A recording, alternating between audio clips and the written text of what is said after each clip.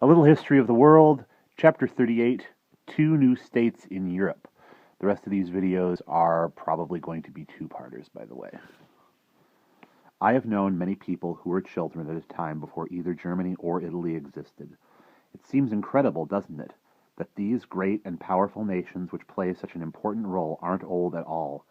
After the revolutions of 1848, when new railway lines were being built all over Europe and telegraph cables were being laid, when the towns which had turned into factory towns were expanding, and many peasants were being drawn into them, and when men had taken to wearing top hats and funny pince-nez spectacles with dangling black cords, the Europe we know was still no more than a patchwork of tiny duchies, kingdoms, principalities, and republics linked to one another by complicated ties of allegiance or enmity. In this Europe, if we ignore Britain, which was at this time more concerned with its colonies in America, India, and Australia than with the neighboring continent, there were three important powers. In the center of Europe stood the Empire of Austria. There, the Emperor Franz Joseph had been ruling from the imperial palace in Vienna since 1848. I saw him once myself when I was a little boy. He was by then an old man and was crossing the park at the palace of Schönbrunn. I have a very clear memory of his state funeral. He really was what an emperor was meant to be. He ruled all over all sorts of different peoples and countries. He was Emperor of Austria, but he was also the King of Hungary and Count elevated to rank of Prince of Tyrol, and had lots of other ancient titles such as King of Jerusalem and Protector of the Sacred Tomb, a title that went back to the Crusades. Many provinces of Italy came under his authority, while others were ruled by members of his family. Then there were the Croats, the Serbs, the Czechs, the Slovens, the Slovaks, the Poles, and innumerable other peoples. For this reason, the words on old Austrian banknotes, for example, 10 crowns, also appeared in all these other languages. The Emperor of Austria even had some power, at least in name, in the German principalities. But the situation there was rather complicated. When Napoleon shattered the last remnants of the Holy Roman Empire of the German nation in 1806, the German Empire had ceased to exist. The many German-speaking lands, which included Prussia, Bavaria, Saxony, Hanover, Frankfurt, Brunswick, and so on and so forth, had then formed an association known as the German Confederation, to which Austria also belonged. All in all, it was a remarkably confusing picture, this German Confederation. Each speck of land had its own prince, its own money, its own stamps, and its own official uniform. It was bad enough when it took several days to get from Berlin to Munich by mail coach, but now that the same journey took less than a day by train, it had become almost unendurable. The patchwork presented by the lands of Germany, Austria, and Italy was quite unlike anything around them on the map. To the west was France. Shortly after the Revolution of 1848, it had once again become an empire. One of Napoleon's descendants had been able to reawaken memories of the glory of the past. And although far from great himself, he was first elected President of the Republic, and soon afterwards Emperor of France under the name of Napoleon III. Despite all its wars and revolutions, France was now an exceptionally rich and powerful country with great industrial cities. To the east was Russia. The Tsar was not loved in that mighty land. You must bear in mind that by this time many Russians had studied at universities in France and Germany, and their outlook was quite modern and up to date. But the Russian Empire and its officials was still living in the Middle Ages. Just think, it was only 1861 that serfdom was formally abolished, and then, for the first time, 23 million Russian peasants were promised an existence worthy of human dignity. Making promises is one thing, but keeping them is another. In Russia, generally speaking, government was by the lash, or the knot, as it was called. The penalty for speaking freely, for expressing even the mildest opinion, was exile to Siberia at the very least. Consequently, students and members of the middle classes who had received a modern education detested the Tsar so much that he lived in constant fear of assassination. This was, in fact, the fate of most Tsars, however hard they tried to guard against it. Beside the immensity of Russia and the battle-hardened might of France, it seemed impossible for any other country to make itself heard in Europe. With the loss of its Latin American colonies beginning in 1810, Spain had become weak and powerless. Turkey, no longer in control of its European possessions, was now referred to in the newspapers as the sick man of Europe. Its various Christian subject peoples had been fighting for their liberty with the enthusiastic support of the rest of Europe. The Greeks were first, followed by the Bulgarians, the Romanians, and the Albanians, while Russia, France, and Austria fought over the rest of Turkey's European possessions in Constantinople. This was just as well for Turkey, for none of those three countries was willing to surrender such a rich prize to any of the others, so Constantinople stayed Turkish. Meanwhile, France and Austria were still fighting over the Italian dominions, as they had been for hundreds of years. But times had changed. Italians had also been brought closer to one another by their railway, and, like the inhabitants of German towns, they too had come to realize that they weren't simply Florentines, Genoese, Venetians, and Neapolitans. They were all Italians, and they wished to decide their own fate. At that time, there was one small state in northern Italy that was free and independent. It lay at the foot of the mountains over which Hannibal had come and was called Piedmont, which means exactly that, foot of the mountains.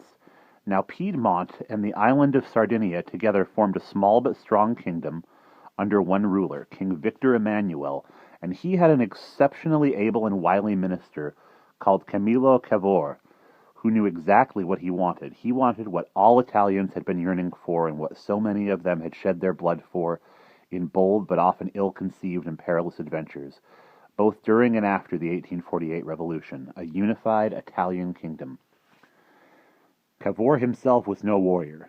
He had no faith in the secret conspiracies and risky surprise attacks favored by a brave dreamer called Garibaldi and his young fellow fighters in their efforts to win their country's freedom. Cavour was looking for a different and more effective way, and he found one. He managed to persuade the ambitious emperor of the French, Napoleon III, that he should join in the struggle for Italian freedom and unity.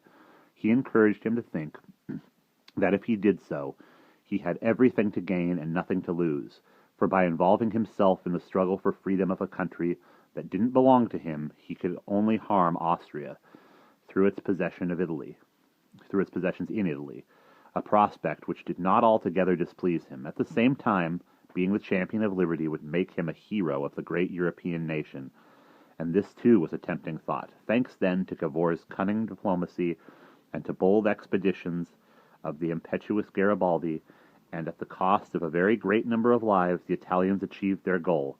In the two wars they fought against Austria in 1859 and 1866, the Austrian armies often had the upper hand, but as a result of interventions by Napoleon III and the Tsar, the Emperor Franz Joseph was finally forced to give up his Italian territories. Elsewhere, everyone had cast their votes, and the results showed that the whole population wanted to belong to Italy, so the various dukes abdicated. By 1866, Italy was unified. Only one state was lacking, and this was the capital, Rome. But Rome belonged to the Pope, and Napoleon III refused to hand the city over to the Italians for fear of falling out with him. He defended the city with French troops and repelled a number of attacks by Garibaldi's volunteers.